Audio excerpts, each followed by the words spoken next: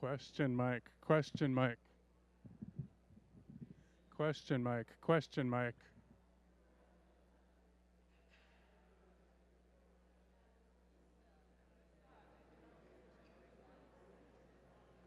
Check, check, question mic.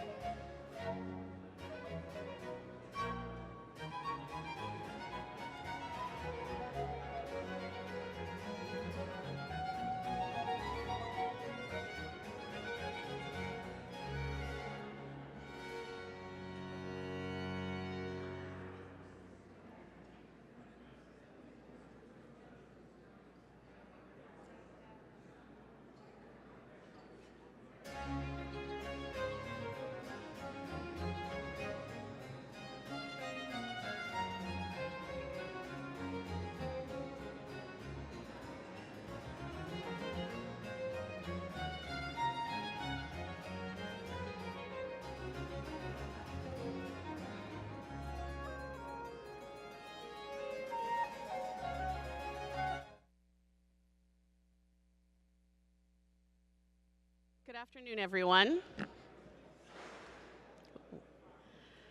Hello, everyone. Thank you so much for being with us today. I'm Lisa Watson, president of the City Club of Portland, and before I introduce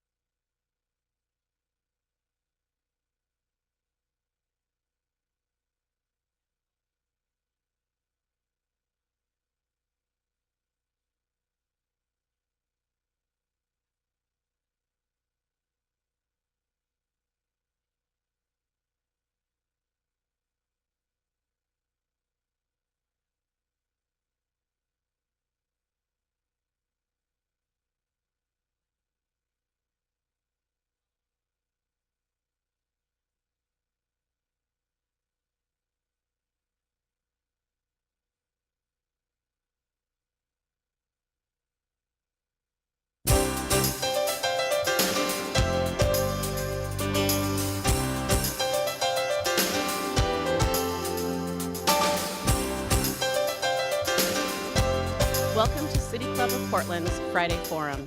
I'm Lisa Watson, president of the City Club of Portland. For over 100 years, City Club of Portland is where civic-minded people come together to make Portland and Oregon a better place for everyone to live, work, and explore. We're gathered at the Sentinel Hotel, along with all of you joining us through KGW's website, Facebook feed, or news app, X-Ray FM, or on Open Signal's community media television stations. The generous support of City Club's media partners and corporate sponsors enables us to put on the state's best civic programs week after week. I'd like to recognize City Club's fall sponsors, Avangrid Renewables and Morel Inc., as well as event sponsor, First Interstate Bank. The term fake news has picked up steam in 2017, but attacks on the credibility of media institutions are not new. In fact, public trust in national media outlets has been on the decline since the 70s. In 2017, media organizations face an unusually contentious political landscape, sharp pressures on their business models, and global social media networks that many believe have lowered our collective capacity to vet credible information. In short, the terrain of news media's future is rocky. Luckily, we're joined today by 3 experts here to help us navigate this post-fact world. I'd like to introduce our first speaker, Israel Bayer, who's Executive Director of Street Roots, a weekly newspaper produced with and sold by people experiencing homelessness and poverty. Israel has worked in the street newspaper movement for more than a decade. He's a journalist, poet, photographer, and painter. Joining him today is Kimberly Wilson, the Director of Communications at Meyer Memorial Trust. Kimberly stumbled into journalism, first covering President Bill Clinton's early morning White House jogs. She went on to work as a reporter and investigative journalist at the Oregonian, the Baltimore Sun, the Seattle Post-Intelligencer, and the Associated Press. Our moderator today is Ben DeJarnette, a project and product manager at the University of Oregon's Agora Journalism Center, and co-author of the new book, Reimagining Journalism in a Post-Truth World, How Late-Night Comedians, Internet Trolls, and Savvy Reporters Are Transforming News. Ben is a freelance journalist and holds a master's in media studies from the University of Oregon. Please welcome all of our speakers.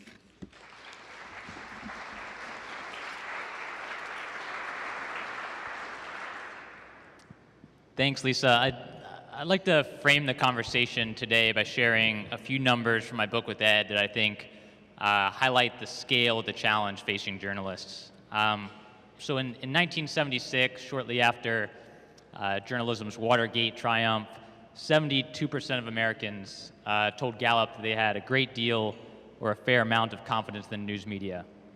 During the 1990s, when Fox News, MSNBC, the rise of kind of partisan cable media unfolded, we saw that number drop below 55%. And then in 2016, during the campaign, only 32% of Americans, including 14% of Republicans, said that they had confidence in the news media. So a lot of attention is paid to the president's rhetoric, the tweets, the attacks by politicians against the credibility of the news media. But this really is an issue of trust that's been going on for a long time. Kimberly, I'll start with you. You're someone who's seen this happening both within a newsroom as a reporter and now from your vantage with Meyer Memorial Trust. So what do you see as the biggest structural force that's driving this erosion of public trust other than kind of the current political climate? I think you nailed it in describing that sort of precipitous drop over the last 40 years. When you have available to consume news, and news that is entertainment, and entertainment that is news, it makes it very hard for the consumer of news, for the reader of news, the person who wants to stay informed, to know what actually is legitimate, what's true, and it makes it easy over time to really shift the balance from news being what you're consuming to having a diet that is largely infotainment, is largely opinion, is largely emotion, and is devoid of the kind of information that you actually need to stay informed. And I think that's where we are today. Israel, same question to you. How would you kind of explain how we got to this point? Well, I think it's important to put into context that the consumers of media throughout the years have always been skeptical of media. When you look back at the history of our nation, Prior to the American Civil War, you had hundreds of editorial boards that were supporting slavery, while hundreds of other editorial boards were supporting the abolitionist movement. You can say the same of the Jim Crow era, the Civil Rights Movement, the Vietnam War, weapons of mass destruction, et cetera, et cetera. So, depending on the context of the subject matter at hand, I think that the American public has always been skeptical of the media. What's changed in that context is there's just so much more noise today. There's so much more happening. There's so much more access to news. We have the ability to be to report the news ourselves through social media, et cetera, et cetera. So I kind of, when people say that the good old days of journalism are gone, I would have to really challenge that, understanding that oftentimes the media perpetuated a lot of the very things that today we look back in history and think were horrible policy or events that were going down. So I do think we're in a different environment, but the idea that America ever truly trusted the media is up for debate.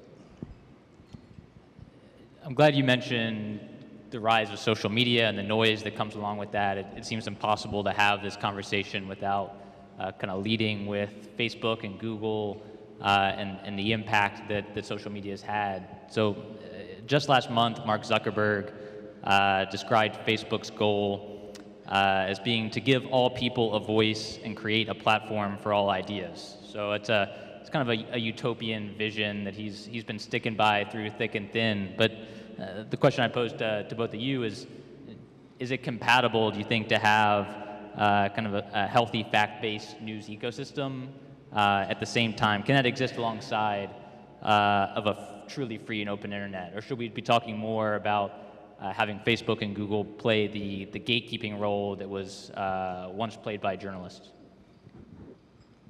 So what I'd like is to set some ground rules on the language we're using. Media is everything. Media is the DVD that's in your DVD player. It's the GIF that you sent your friend in a text an hour ago. It's the entire ecosphere. And news is, in the Venn diagram with media, is a smaller circle. And everything that is media is not news. And social media is wonderful. I mean, there are so many wonderful things that social media lets us do, but it's not news. And it's not the editorial choices, let's say, of a Facebook are not the editorial choices that a responsible newsroom is going to make. They're not going to push forward a story whose source is untrustworthy. That's not how newsrooms generally work. So I think understanding that there's a difference between the media writ large and the news that we're consuming, there can be a bright line in how we consume our news. And we can use our Facebook to stay in touch with our third grade teacher and find out who just had a baby and like it and send them the smile. And then we can be more thoughtful and more critical around the actual news we consume and not give the click to the gossip or not give the click to the news source that is not actually reputable and is going to take advantage of your vulnerability when you click it and tell you something that you might take at face value but actually isn't worth your time. What role do you think that that puts a lot of the onus on the consumer to be responsible about what they're consuming and what they're sharing? What responsibility do you think the platforms have? Google, Facebook, Twitter, they have all kinds of decisions written into their algorithms about what we see and how likely we are to click on it. And so far, they've been very resistant to kind of accept any responsibility as news publishers. They'd rather see themselves as tech companies outside of the rules that govern journalists. Do you think we need to be pressuring them to step more into the role of a publisher, as we have kind of traditionally understood that? I would answer and say that we haven't pushed our publishers to give us what we want. So, sure, take on Facebook, but also take on your local news media. And if you're not getting the coverage for the things that matter to you, if you don't know what your school board is doing, or if you don't feel that there's adequate coverage of a a water issue in your community. Like, that's where you push back to get the news that you want and support the news that you want.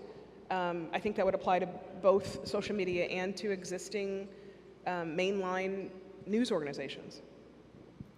Yeah, and I think it calls into question the idea of social media in relationship to news in a way that it poses the question of should the very platforms that historically, so if you're a consumer of news, historically you would go to that specific site. The vast majority of online traffic for Street Roots comes through Twitter and Facebook and social media. So you're actually consuming Street Roots news on the Facebook platform. And so that creates, we're all, we create our own ability to look at what news we want. And so I think it raises a lot of questions around the idea of should social media have a regulatory factor in the context of news, and I think we're simply in uncharted territory.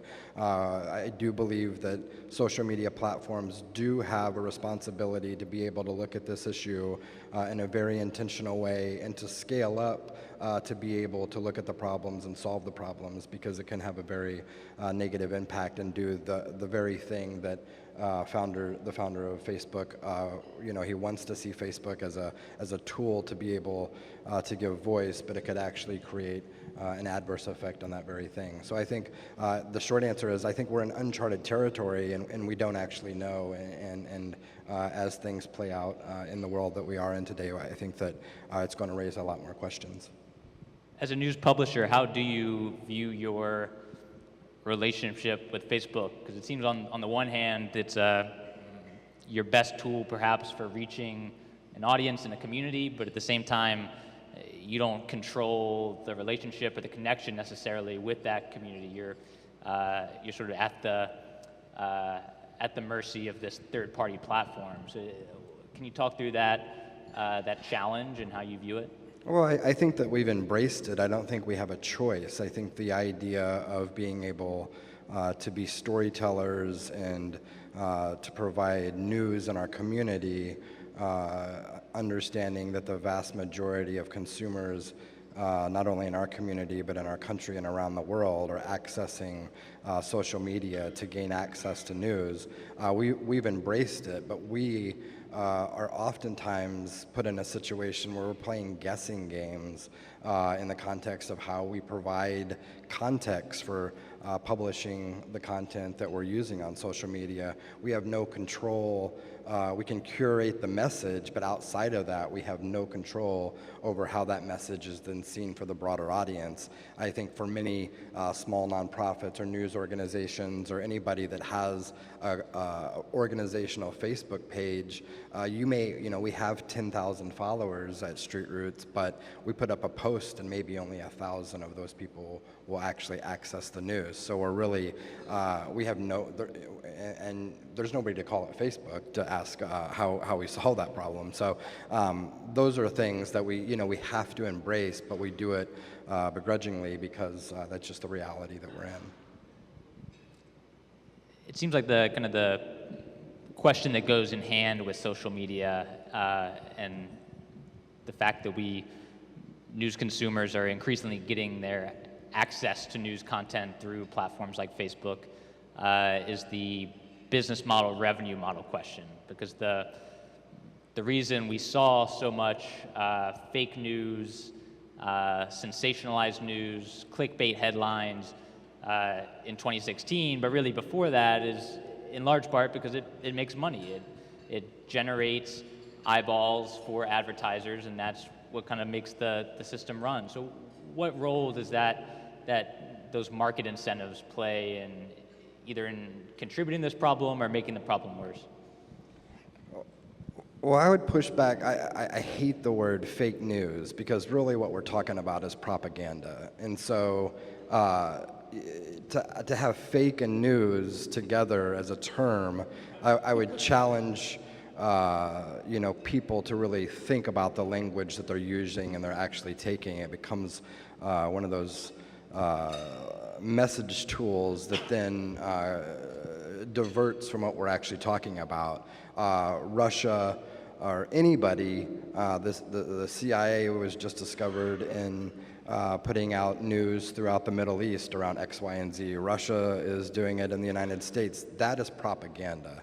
That is not news, that is not fake news, it is simply propaganda. So I think we have to change the dialogue around what we're actually talking about, because it's created this environment in which now all news is called into question of whether it's real or not. And ultimately, we know that news is fact-based, objective to the best of our ability to be able to deliver a story or a problem or a policy or whatever we're putting out into the community. And none of the stuff that we're talking about has anything to do with news. It has to do with controlling an environment that has major consequences that we're seeing play out in our community and in our society. And I absolutely agree with Israel on that.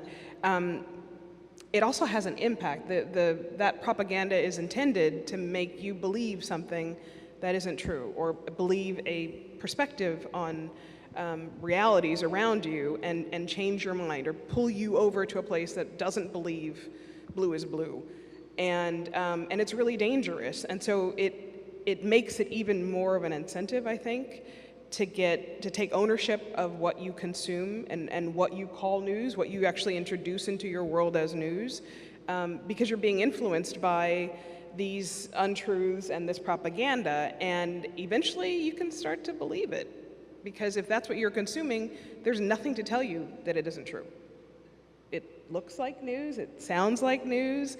If it's on a screen, I'm sure the people behind the desk, are just as suited up as the person behind the desk that is an actual news program. So being thoughtful about what you choose to introduce into your sphere, into your eyes, into your ears, really matters.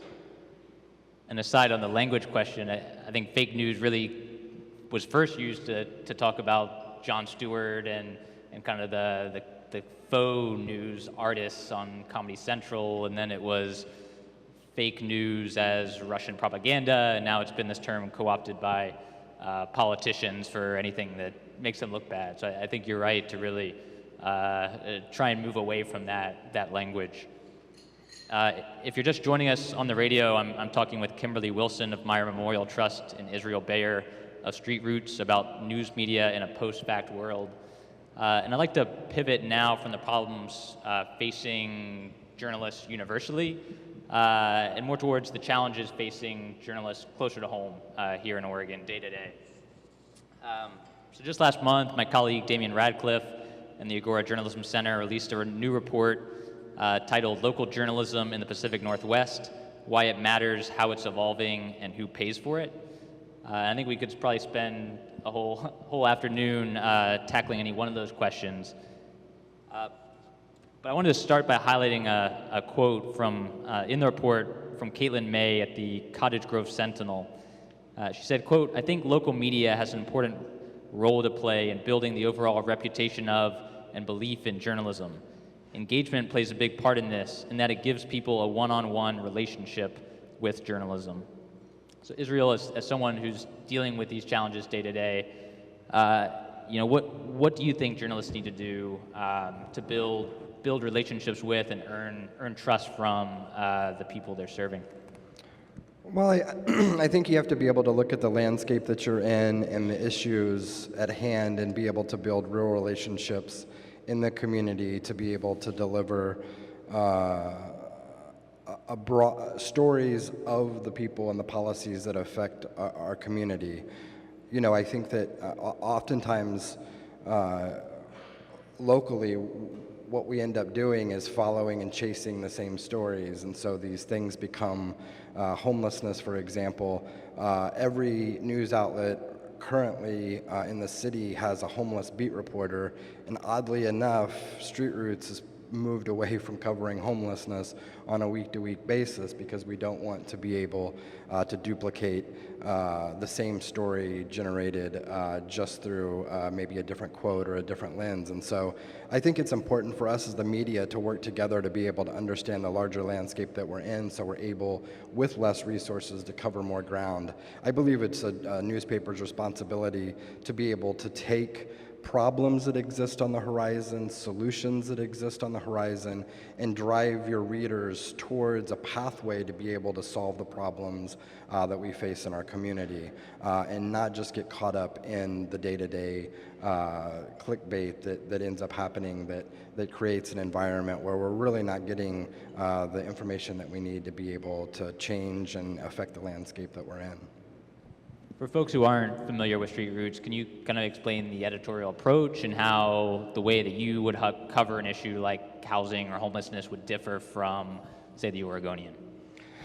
Well, I think instead of just doing spot news on a specific subject, that our managing editor, Joanne Zuhl, and the news team tries to put any issue that we're publishing into context. You have to be able to deliver the nuances around a specific subject so that you're not just understanding homelessness as we see it literally today, but you're putting into context how we got here, the issues surrounding it, so that the reader understands that this is not just something that happened yesterday, this is not a crisis that hasn't been solved before, that you have nuances around that. And so I think our editorial team at Street Roots also does a very good job at being able to understand the human experience in a way that we're able to relate to the stories that we're reporting. And so oftentimes you can't have a reporter parachute into a specific issue area and not know anything about it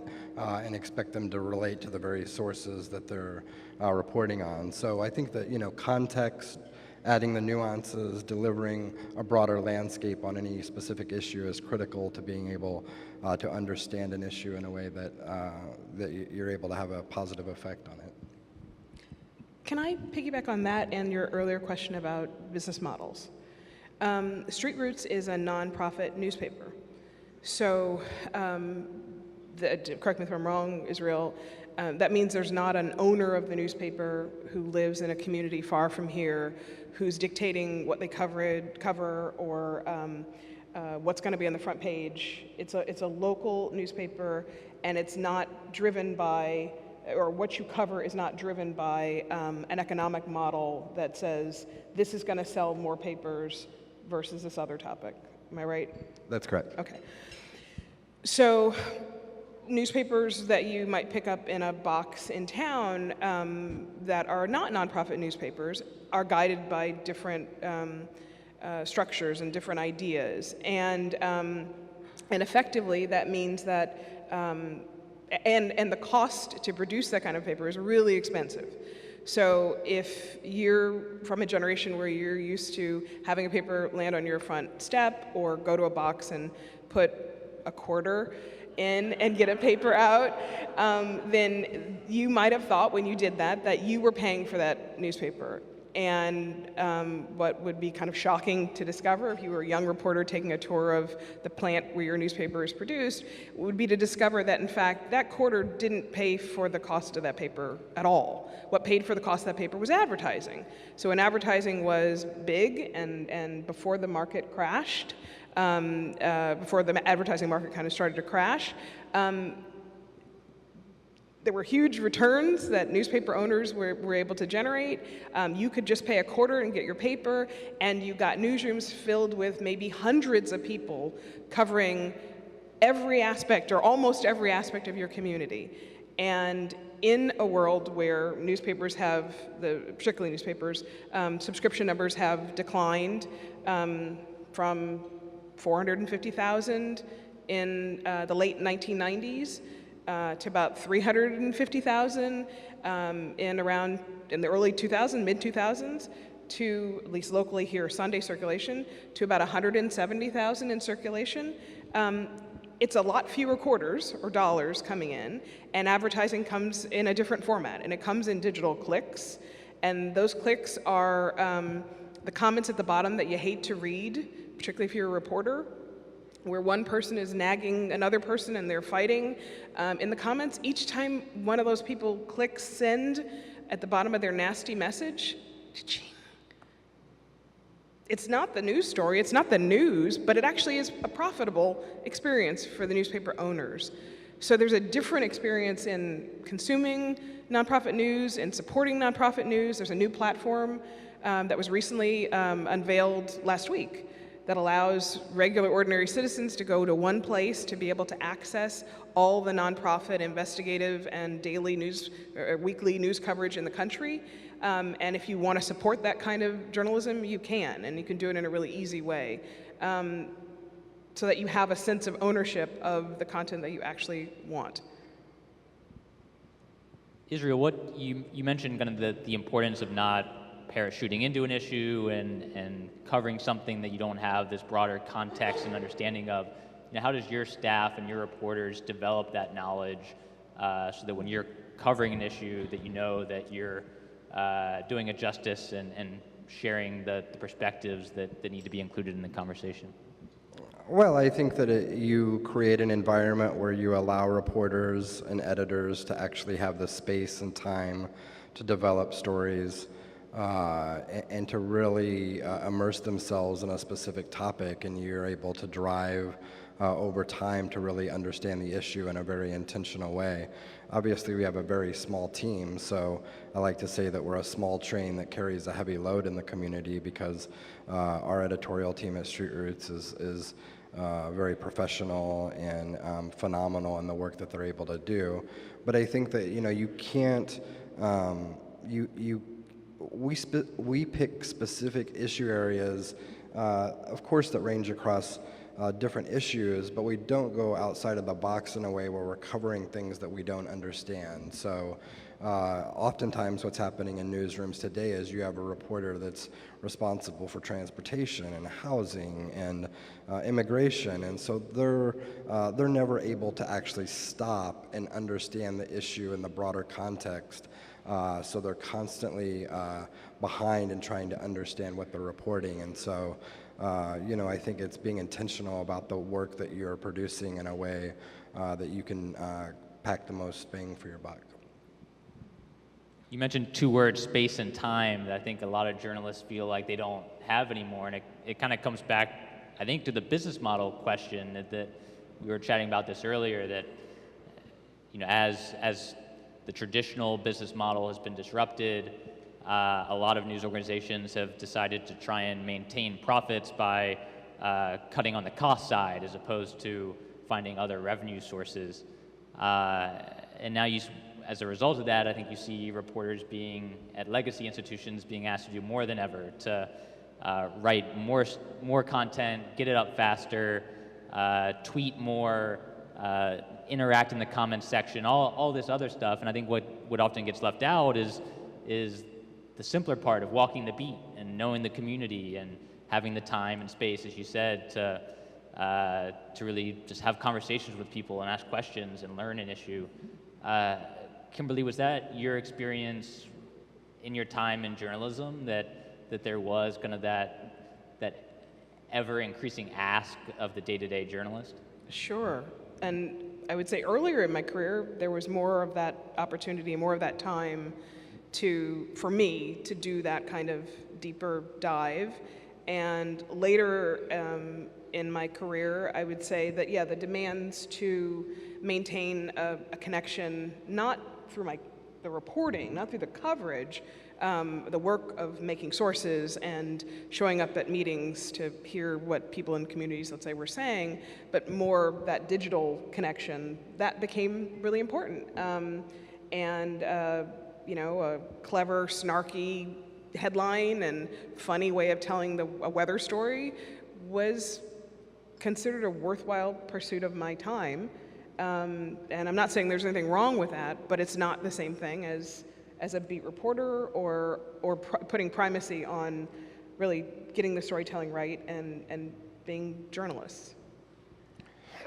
And I think that, you know, the fabric and the landscape has changed so much. And, you know, I personally don't have a high school education. I came up off the block with the help of mentors and many people around me. I was able to land on the journey that I'm on. And so often I think that what makes a good journalist is instinct, and sometimes you either have it or you don't. Oftentimes people from environments that grow up in poverty, that are a part of a larger community, that we're covering this political divide between rural America and urban America, or people of color, or the LGBTQ community, or whatever it may be, those individuals can make phenomenal journalists, but there's not a pathway oftentimes for them to be able to be covering the communities that they understand at a very deep level. And so, the way it is now is if you are lucky enough to go to journalism school, you're scrambling for 5-6 years before you maybe get a shot at a newsroom, because our newsrooms are shrinking. So what that's ended up doing is creating a gap where only privileged people can survive in their 20s to even potentially get a job at the Oregonian.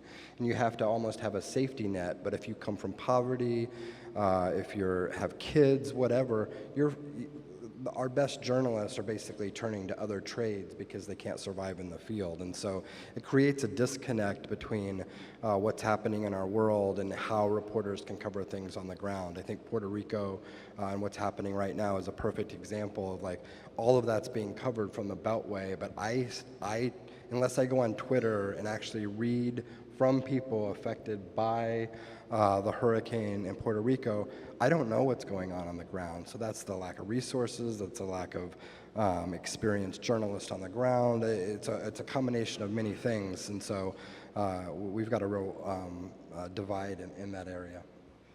And it's not just a crisis like Hurricane Maria. I don't know if you remember, but after this recent election, there was a lot of hand-wringing about rural and Appalachian. We hadn't listened to people in coal mining country. And I listened to that conversation, and I was thinking, actually, it's not that people didn't listen to people in coal mining country, but those people probably aren't very well represented in newsrooms. And if they're not represented in newsrooms, and if people in color aren't represented in newsrooms, or if people from the LGBTQ community aren't represented in newsrooms, how well can you expect somebody else to tell your story, or to take your story and make it a priority? I think that was a good example where it showed that it doesn't become somebody else's priority. So newsrooms do need to reflect the communities that we serve, but also everyone that's here, whether they're immigrants, whomever they are, so that you're not just telling your own story or the stories that matter to you, you're telling the stories that matter to people who don't look like you.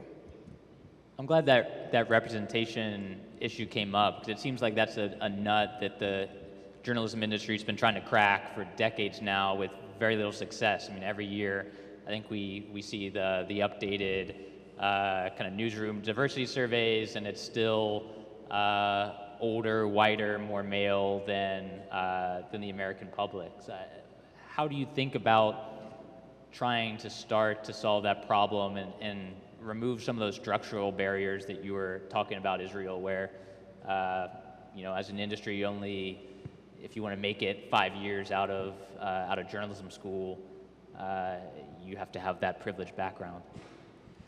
Well, I think newspapers and media institutions have to do a deep dive into the very equity work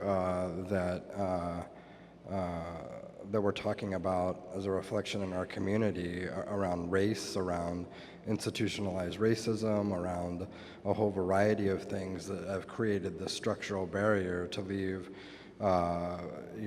people out of conversation. So it's not that journalism or newsrooms can't figure out how to hire people of color.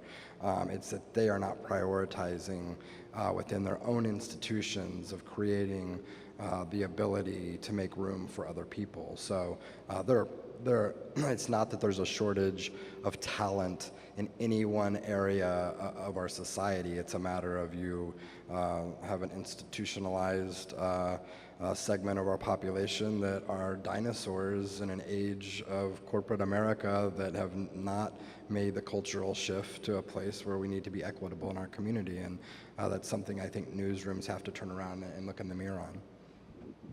And I would say newsrooms have gotten it right before. Those numbers have gone down again. And the important lesson maybe to newsrooms would be to not stop things that work. But when newsrooms are shrinking, they're much smaller than they used to be. So maybe in the rush to save money and reduce staff, there hasn't been much priority placed on ensuring that the staff that you have continue to be a diverse, inclusive representation of your community. That seems to loop back to that question of trust in a post-fact world, or really any world that if your newsroom doesn't reflect your community, it's hard to ask people who don't see themselves reflected in your journalism or in your newsroom to trust the work you're doing. I remember being in a conference this spring where we were talking about the same issue, trust in the media, and again, I think falling into the bad habit of talking about it as a 2016 problem rather than this longer term problem. And someone in the room stood up and said, look, in minority communities, we haven't trusted the mainstream media ever because we've never seen ourselves and our experiences and our truths reflected in your work. I mean, do you think that's as big a problem as any, that perhaps the conversation is too focused on the political status quo and the latest developments and not these rather big systemic challenges around representation?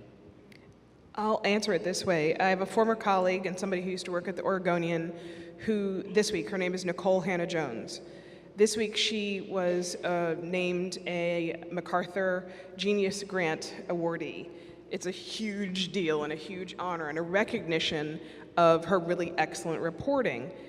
She's a reporter who was really ever interested in two things. She was interested in race, and she was interested in the intersection between race and education and race and housing policy.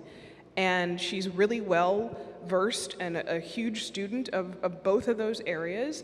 And she was able to bring, by virtue of her interest and by virtue of her abilities, she's been able to go from the Oregonian to ProPublica, which is another nonprofit organization, fantastic nonprofit investigative news organization, to the New York Times Magazine, and she's going to be writing a book soon as well. She's able to have a much bigger platform and tell stories that really matter. And I think ensuring that newsrooms respect and reflect the breadth of the stories that need to be told will go a long way to improving people's trust in those institutions. Reading her stories, I trust what she's saying. I learn things from what she's reporting. And I wouldn't know them, however, if she wasn't in a newsroom. Nobody else has written what she's written. It's why she's getting a Genius Grant. That's something we should think about. I love that you bring that up. I was chatting with a reporter from KPCC just last week, and she said that one of her community members has become a super fan of KPCC, but that his journey started by scanning the website for Asian bylines. He was an Asian man, and that was his way in to reading. And I'd never kind of heard it articulated quite that explicitly, that journey would start there. I think we have a couple minutes left before we take questions. There's one more thing from Damian Radcliffe's report last month that I wanted to highlight. One of his conclusions is that doubling down on local content may be essential for survival of local news. And he said, quote, "When considering the future prospects of the sector, scarcity matters. Because audiences have access to more information than ever, local media outlets need to offer something different in terms of content, perspective, and applied journalism values." So where do each of you see opportunities for local news outlets here in Portland to provide that unique value and to do something, to provide people with something that they can't get anywhere else?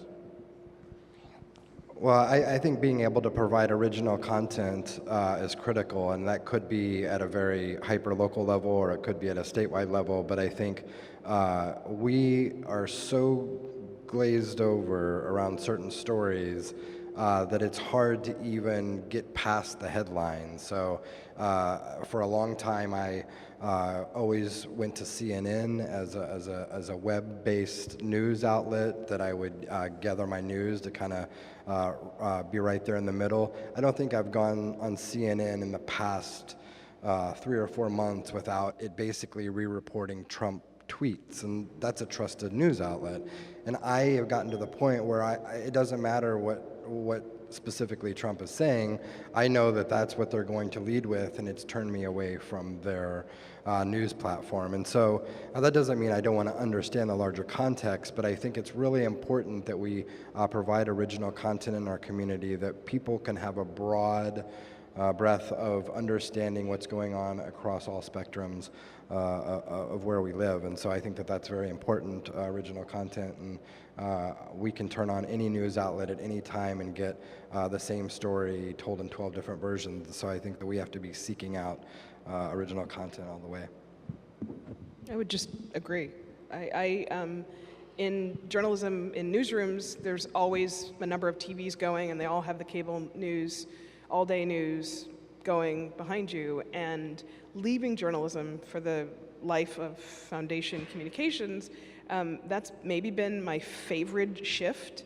I don't consume that anymore. It's not the soundtrack of my life, and I don't go home and watch it. And so not consuming it means even in an era when every day there's reasons to be stressed about what's going on in the world, I'm not as stressed as the person next to me who's consuming from the moment they wake up until the moment they go to bed, opinion and urgency and splash screens and of what isn't actually news. Want to finish on a bright note before we go to questions from the crowd. So what makes you optimistic or excited about what's happening in Portland's media environment? I would say Israel and his paper make me very excited. We're really fortunate to have a nonprofit weekly newspaper in town that is excellent at what they do, and so good at it that they forced other news organizations to now do that as well, and now they've moved on to other areas, so I think that's something to be hopeful about.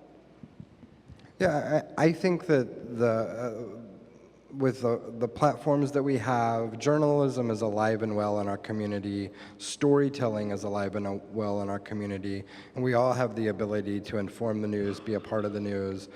So I think that there are a lot of hopeful opportunities. It's not as if we don't have access to information. It's just trying to dig down and find that information that we know is trusted and real. I feel like in Portland we have a wealth of different media outlets. We have a civic engaged community that reads the news. So I feel like we're pretty lucky in Portland to be able to just be talking about the things that we're talking about and not completely ignoring many of the social issues that are very important to our community. So I think that in Portland, I think that we have a lot to be thankful for with our media the way that it is, and that there's lots of great things to come, I believe. Great. I think we're ready to pivot to audience questions. So if you have a note card, hold it high in the air. You can also participate on Twitter, ask your question along with the hashtag #FridayForum. City Club members, we invite you to ask your questions to the microphone. So asking questions at the Friday Forum mic is a benefit of City Club membership, and membership is open to everyone. And if you do speak the mic, please identify yourself as a City Club member and try and ask a question in under 30 seconds. City Club member. Israel, I wondered if you had someone put a tracker on my car, because wherever I go, there's a Street Roots guy offering me a paper, And I'm in deeper with you than I am with the New York Times on a monthly basis. Yes, we, no.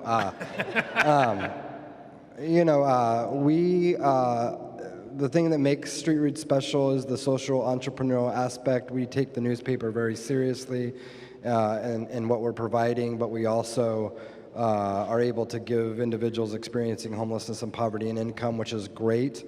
I would also argue that it's not a perfected distribution model. Obviously, it's built on the idea that there's poverty in our community, and it's not something as if that we think that it's a new model that can generate great things in the context of distribution. It's something that we're working hard every single day to give people a safe place to call home. And so it's a product of a broken social system that allows us to do what we do. And our margin of error at Street Roots is very little. When people say, oh, Street Roots has figured it out, I like to remind them that we're only one grant or one donation away from having to downsize our newsroom itself too. So it's a hard environment out there. Mike, I made a comment. My question was going to be about news foundations. I noticed that the Guardian, asked me for donations to their organization. I often wondered why the Oregonian didn't set up a news foundation for people that are, still want a tactile piece of paper in the morning to read. So I wanted your opinion on news foundations. They're wonderful, but they're really for nonprofit journalism. And so for-profit news organizations like the Oregonian, they're not a charity, and they don't run themselves with you as their stakeholder in mind. Yeah, and I think it's very important to push the foundation world itself to understand that journalism is a key component of our society in a way that foundations are funding social justice causes, communication teams, direct service, but journalism has to be a part of that mix. I'll also note that I believe the Willamette Week has an investigative journalism fund. And so I think that there's two ways to give. You can give to Street Roots, and I suppose I'm giving the Willamette Week a plug. So, Nick Orphanakis, a City Club member. You brought up several interesting points, but one that I didn't hear was a little bit more about the fact-checking. Okay, I'll talk to the mic. Expand a little bit more on the fact-checking component of journalism. And if journalism is so important to our democracy, don't we need to have a more formal process in determining if a newspaper is doing its job? We can say the capitalist model is failing and it's killing the capitalist newspaper, but we don't have anything out there. I have to trust that you are talking to several worthy people in getting your information. The Brits have set up an independent commission which is sort of empowered to evaluate fact-checking and that sort of information.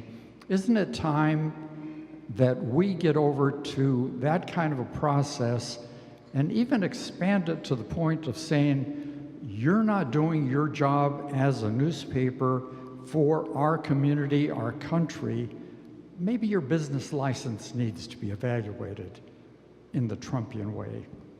Thank you. So I love the idea of a kind of clearinghouse for checking whether an organization is telling the truth, if their news is legit. The only question that I would sort of ask back is, again, we're consuming news from so many platforms. So I'm talking about newspapers because that's the world I come from. But there are online news organizations. There are online news organizations that come from a political or a position, a thought position, and that's what directs what they cover and what they say. There are individuals who have a Facebook account or a Twitter account who are citizens journalists, and they write and say what they believe. I like the idea of being able to know whether what you're consuming is credible. And I think right now, and probably for a while, it's going to fall to us to be that. Not to check the facts, but to check our sources. And there's great journalism happening in Oregon, not just at Street Roots. Oregonian has fantastic reporters. Sure, even good reporters make mistakes, but there are reporters that you can trust, that you can read their stories, every one of their stories, and you're going to be informed, and you can trust what they're saying. There just isn't a mechanism to cover everything that's out there, so it ends up, the onus falls on us to be the kind of consumers that are skeptical, unless they know otherwise. Yeah, I think that's one of the ways that professional journalists can distinguish themselves from the rest of the content that floats around social media, is that that they do have a discipline of verification, accuracy, fact-checking. And I think that the stakes of that become even higher when you have an administration that uses that, quote, fake news label as a bludgeon for anything they disagree with. I mean, you really have to make sure as a professional journalist that you're not giving them any real ammunition to use and proving their point by making a sloppy mistake. And fact-checking and verification and helping people make sense of what they're reading is a huge part of that. I want to jump in quickly with a question from a radio listener. It's a quick one. When the president tweets, does it matter? Absolutely. We live in a democracy, and our president is a big factor in guiding what happens to this country. So whoever the president is, when they make official statements, and the government has declared that his tweets are official statements, it is news. Yeah, I would say so too. I think that it was, I believe Sam Adams, when Sam Adams was mayor, he took an hour out of every week and just interfaced with people on Twitter. Twitter, like anything else, is a communication tool that's used to deliver official statements or communication between the masses. So, social media is a platform to be able to deliver a conversation between elected officials and the broader public. Yeah, let's take another question from the mic. Yes. Mike Ponder, City Club member.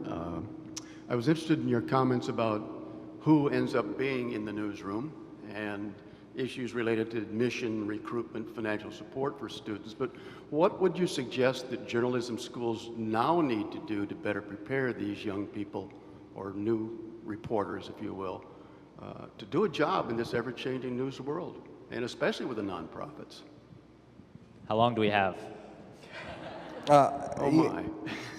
This is something that we've thought about a lot at Street Roots. I mean, I think that there needs to be, we often, obviously being able to create the opportunity for scholarships for people that don't have the financial ability to attend J School, I think is critical in being able to set up endowments, funds for all kinds of people to be able to attend and have the richness of that experience.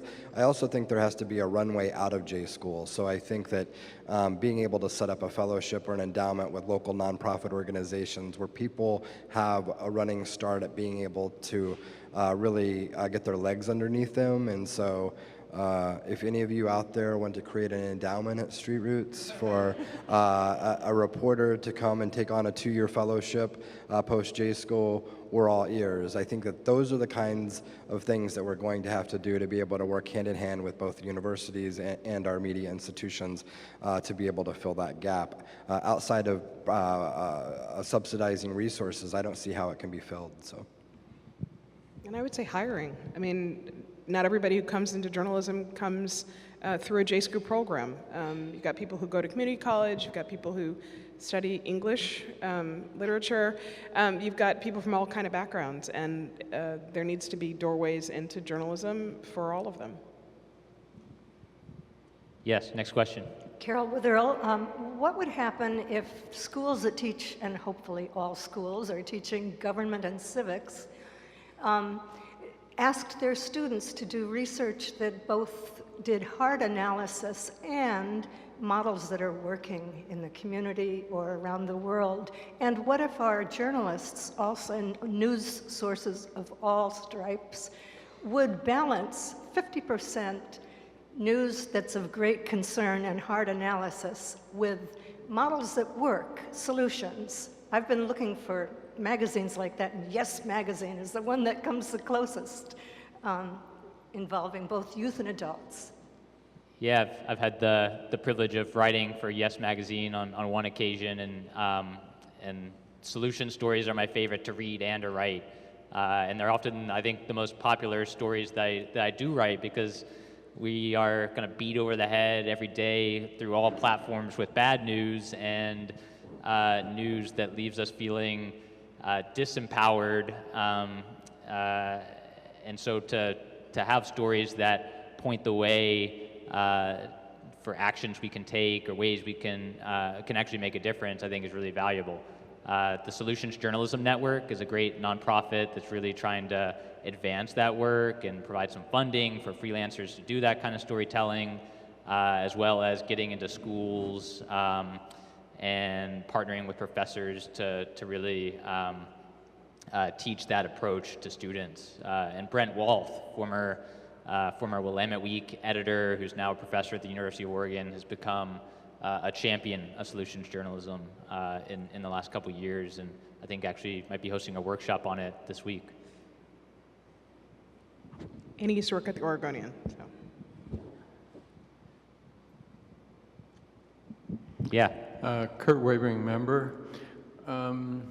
We're in the unusual situation of having a president using Twitter, at 4 in the morning without any vetting previously. And obviously, as you've said, if the president says it, it's news and you have to report it.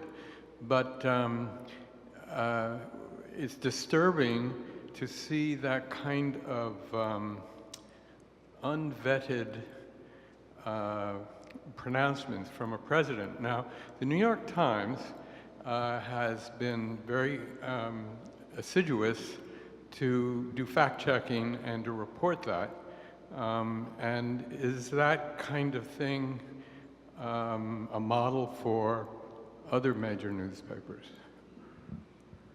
So I'm so happy you asked that question, because I think, I'm outside of a newsroom right now, but the biggest challenge that I think I hear my former colleagues describe in journalism that faces them in this era is the idea that there weren't tools to allow a journalist, when a person in authority said something that was completely untrue and easy to prove untrue, there were no mechanisms available as a journalist to sort of call out in real time, this is not true, or this person is leading you astray, this is actually not fact.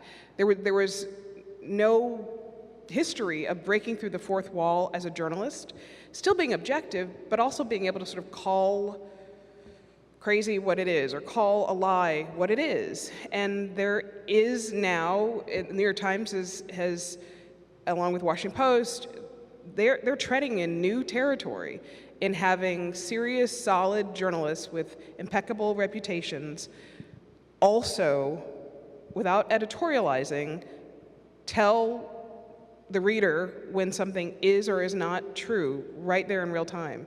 But it didn't exist as a practice because it hadn't been as important as it is today. We are out of broadcast time and we'll have to stop for the day. If this program's inspired you to join or contribute to City Club, you can do so at the registration table at the back of the room.